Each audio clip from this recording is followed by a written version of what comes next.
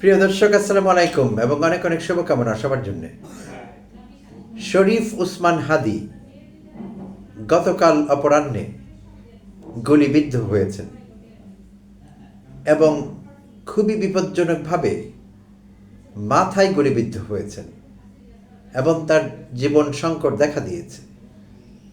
তিনি এখন Dhaka medical college হয়ে এভার কেয়ার হসপিটালে চিকিৎসাধীন আছেন। এটি পুরনো খবর। এই বিষয়ে অনেক কথা বলা হয়েছে গতকাল থেকে, অনেকেই কথা বলেছেন, কিন্তু এই বিষয়টি নিয়ে আরও কথা বলা যেতে পারে এবং কথা বলা উচিত আমাদের। তো এই দৌড়ে আমি একটু পিছিয়ে, বাট তারপরও আমি মনে করছি আমার এই বিষয়ে কিছু কথা বলা দরকার। বিশেষভাবে আমাকে যারা দেখেন এবং শুনেন ভালোবেসে, তাদের সঙ্গে আমার এই বিষয়ে কিছু কথোপকথন হতে পারে এবং হওয়া উচিত, কারণ বিষয়টি অত্যন্ত গুরুত্বপূর্ণ। কারণ যা হচ্ছে দেশে সেইটি কোনো সহজ বিষয় নয় এবং কোনো কাকতালীয় ব্যাপারও নয়। অত্যন্ত সুপরিকল্পিত এই হামলা এবং তার জান নেবার জন্যই সে হামলাটি করা হয়েছিল। তো যেভাবে হামলা করা হয়েছে তাতে তার অকুস্থলেই তার মৃত্যু হতে পারত, কিন্তু তিনি এখনো বেঁচে আছেন এবং আমরা আশা করছি, পুরো দেশ তার জন্য আশা করছে এবং দোয়া করছে যে তিনি আবার ফিরে আসেন রাজনীতির ময়দানে। এই যুবনেতা জুলাই অভ্যুত্থান পরবর্তী সময়ে অনেকেই ক্ষান্ত দিয়েছেন, অর্থাৎ অভ্যুত্থানে অংশগ্রহণ করেছিলেন হাজার হাজার ছাত্র জনতা, ছাত্র যুবক। তারা অনেকেই আর জুলাই অভ্যুত্থান পরবর্তী সময়ে অন্তর্বর্তীকালীন সরকার গঠিত হওয়ার পর তারা অনেকেই ক্ষান্ত দিয়েছেন।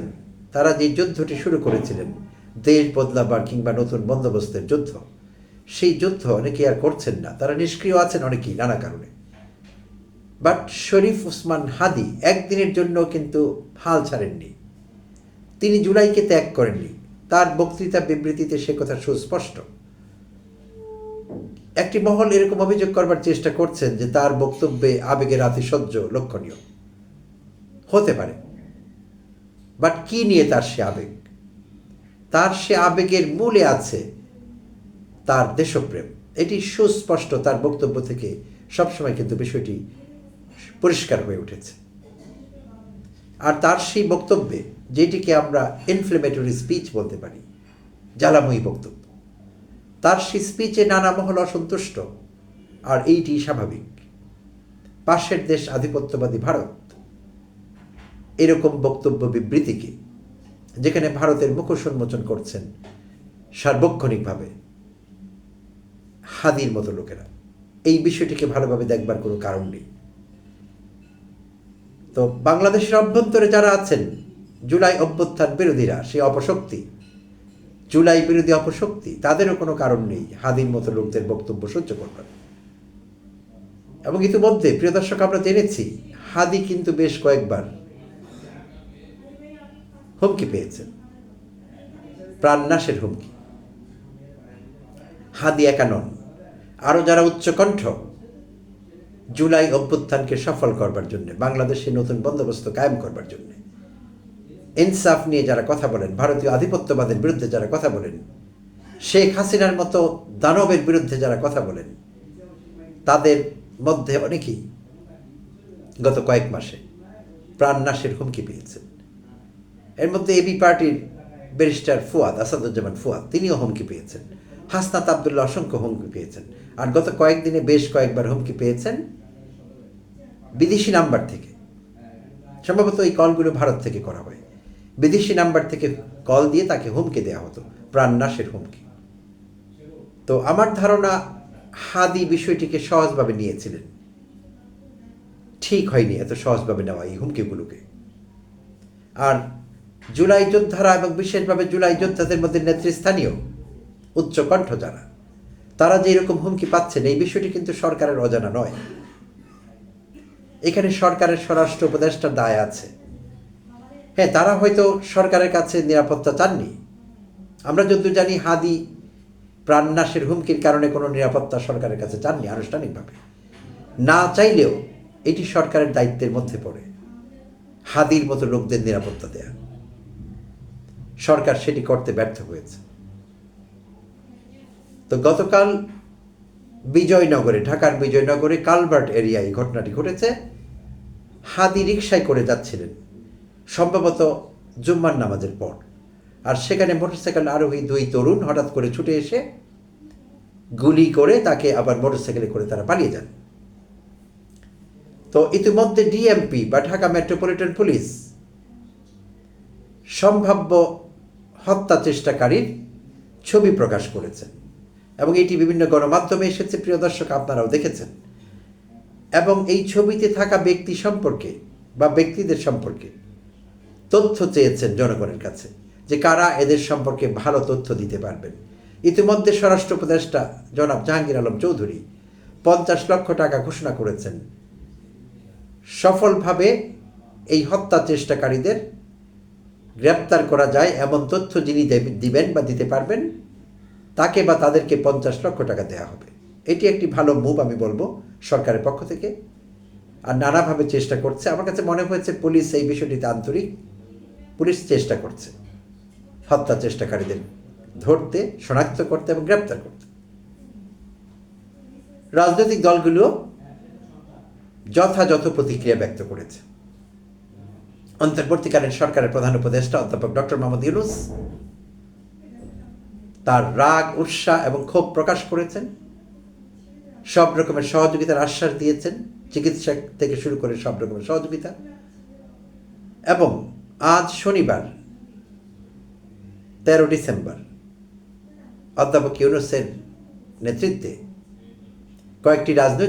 প্রধান কয়েকটি রাজনৈতিক দলের নেতৃবৃন্দ একটি মিটিং করেন।